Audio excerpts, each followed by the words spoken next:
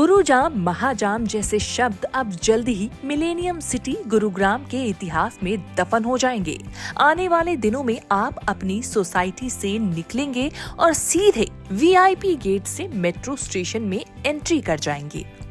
ये सुनकर आपको हैरानी तो हो रही होगी, लेकिन यकीन मानिए अब आपके गुरुग्राम का चेहरा बदलने वाला है। दरअसल गुरुग्राम एडमिनिस्ट्रेशन ने कुछ नए प्रोजेक्ट पर काम करना शुरू किया है। अगर एडमिनिस्ट्रेशन पूरे कोऑर्डिनेशन के साथ अपनी सभी एजेंसी से प्लानिंग के अकॉर्डिंग काम करा पाया तो हाल ही में शुरू किए गए इस द्वारका एक्सप्रेसवे जैसा कुछ नजारा इस पूरे शहर में दिखाई देगा।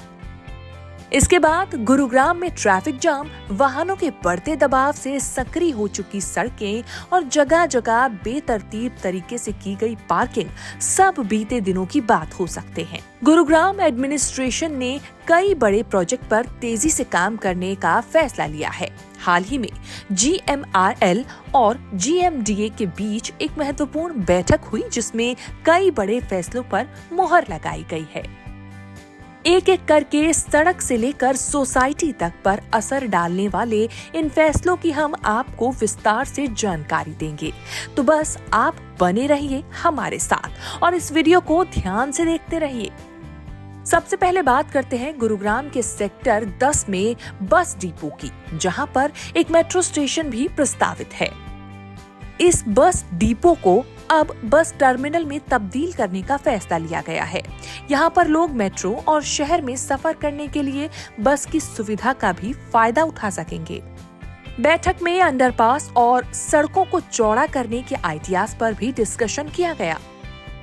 मीटिंग में डिसीजन लिया गया कि मिलेनियम सिटी मेट्रो स्टेशन पर फुट ओवर ब्रिज को नहीं बनाया जाएगा, क्योंकि यहाँ पर एक और मेट्रो स्टेशन बनाया जाएगा। GMRL ऑफिसर्स के अकॉर्डिंग इस प्रोजेक्ट पर काम पहले ही शुरू हो चुका है। जैसे ही हरियाणा में चुनाव के बाद आचार संहिता हटेगी तो डिटेल्ड डिजाइन कंसल्टेंट यानी DDC कॉन्ट्रैक्ट को आवंटित कर दिया जाएगा और इस प्रोजेक्ट की रफ्तार में तेजी आ जाएगी। मीटिंग में इस बात पर भी सीरियस डिस्कशन किया गया कि किस तरीके से मेट्रो अलाइनमेंट के पास सड़कों को चौड़ा किया जाएगा, जिससे कि ट्रैफिक कंजेशन को कम किया जा सके।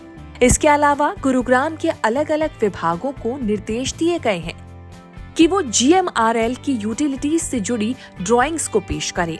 सबसे शानदार फैसला बरसात के दिनों में गुरुग्राम में जगह जगह जल भराव को लेकर होने वाली समस्या को लेकर किया गया है।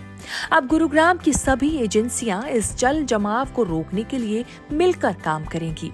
कई एजेंसियों को ये भी कहा गया कि वो फुटपाथ का नेटवर्क बनाएं और लैंडस्केपिंग की जानकारी दें, जो अलग अलग रेजिडेंशियल, कमर्शियल, इंस्टीट्यूशनल और इंडस्ट्रियल प्रॉपर्टीज तक लोगों को लेकर जाती है। ये मेट्रो और इंटरसेक्शंस के अलावा किया जाएगा। अधिकारियों के मुताबिक तय करने की पूरी कोशिश की जा रही है कि मेट्रो प्रोजेक्ट गुरुग्राम की शहरी सुविधाओं के साथ पूरी तरह से मेल खाए। आइए अब जानते हैं कि आखिर ये मेट्रो VIP गेट का माजरा क्या है, जिसकी हमने शुरुआत में चर्चा की थी।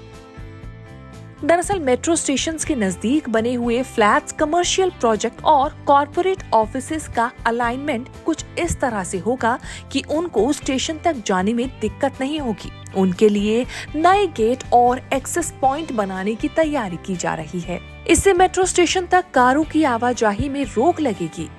वैसे भी सोसाइटी से अगर मेट्रो तक जाना आसान हो जाएगा तो शहर की सड़कों पर भी वाहनों की आवाजाही कम हो सकती है। इन गेट्स का इस्तेमाल सभी लोग कर पाएंगे, लेकिन इनका फोकस इसी बात पर रहेगा कि कैसे आसपास रहने और काम करने वाले लोग इनकी वजह से अपने वाहन को मेट्रो स्टेशन तक न लाएं। साफ है कि इस कदम से लोगों के लिए मेट्रो इस्तेमाल करना आसान होगा, उनके काम तक जाने का समय घटेगा और गुरुग्राम की सड़कों पर ट्रैफिक का दबाव भी इससे कम होगा।